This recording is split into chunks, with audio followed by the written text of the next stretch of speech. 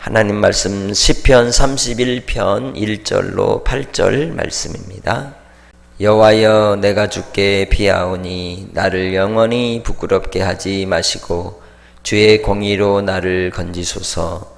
내게 귀를 기울여 속히 건지시고 내게 견고한 바위와 구원하는 산성이 되소서. 주는 나의 반석과 산성이시니 그러므로 주의 이름을 생각하셔서 나를 인도하시고 지도하소서. 그들이 나를 위하여 비밀히 친 그물에서 빼내 주소서.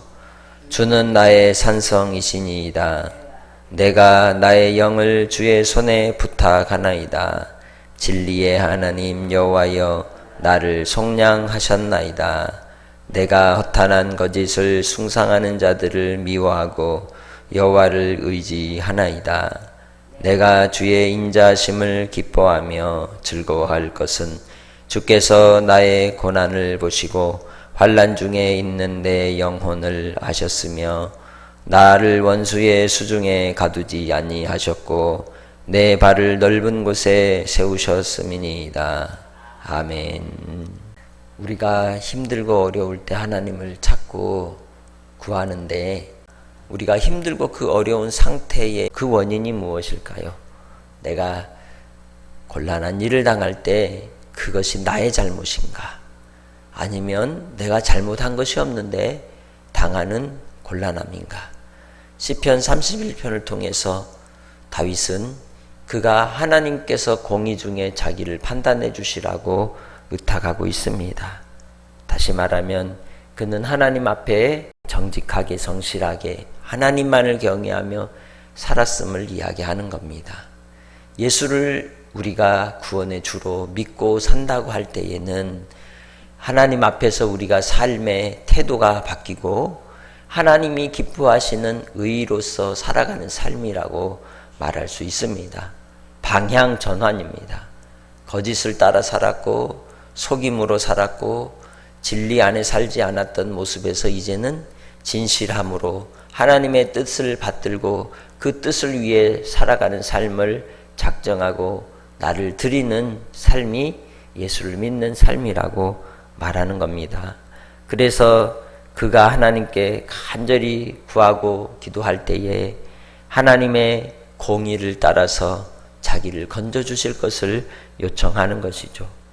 하나님과 의로서 관계를 맺은 자, 예수 그리스도로 말미암아 십자가의 구원의 은혜로 구원받은 우리는 하나님의 의로서 구원을 받은 자입니다. 그래서 우리는 세상의 죄와 상관이 없이 하나님의 의로 사는 자들이라는 것을 먼저 분명하게 인식을 해야 하는 겁니다. 우리의 사는 삶의 방식도 그래서 바뀌어야 하는 것이죠. 이 다윗에게 있어서 이 억울함과 고통의 상황에 처하게 된 그 주변의 인물들은 어떤 사람들입니까? 본문에서는 바로 그들은 허탄한 거짓을 숭상하는 자들이다라고 이야기합니다. 거짓을 우상으로 섬기는 자들. 이 세상 가운데 우리를 이제 세상의 사람들에 대하여 하나님께서 말씀할 때 요한일서 2장 15절로 16절에 뭐라 그랬습니까? 이 세상이나 세상의 것을 사랑하는 자들은 그 속에 아버지의 사랑이 없다고 분명히 말씀합니다. 아버지의 사랑이 없는 증거가 무엇이냐? 육신의 정욕을 따라 살아가고 안목의 정욕을 따라 살아가고 이생의 자랑을 추구하는 자들이라는 것이죠. 그들에게서는 오직 거짓만이 그들의 우상이 되어 있고 신이 되어 자기의 배를 위하여 사는 인생들이라고 분명히 우리에게 가르쳐주고 있는 것입니다.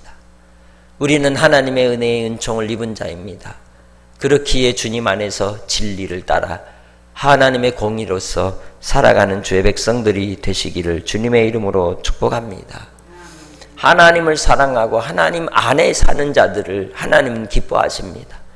그들을 위하여 하나님은 반석이 되어 주십니다. 산성이 되어 주십니다. 그리고 우리를 주목하시고 생각하시고 훈계하시고 지도하고 인도하여 주시는 아버지이십니다. 하나님과 상관이 있는 자들이기에 자기 백성을 생명의 길로 이끄시는 하나님께서는 우리의 고난과 환난 중에도 인자하심을 베푸시고 기뻐하시는 줄 믿습니다. 그래서 하나님께서 우리를 기억하시는 바 되는 겁니다. 마지막 심판대 앞에 우리가 섰을 때 내가 너를 아노라, 내가 너를 기억하노라 하는 하나님의 응답의 역사가 여러분 안에 있으시기를 주님의 이름으로 축복합니다. 하나님이 어떤 하나님이라고 5절에 말씀합니까? 그 하나님은 진리의 하나님이라고 고백합니다. 예수 그리스도는 진리이십니다. 예수 그리스도를 아는 것, 진리를 아는 것은 우리의 영혼이 자유를 누리는 비결인 것이죠.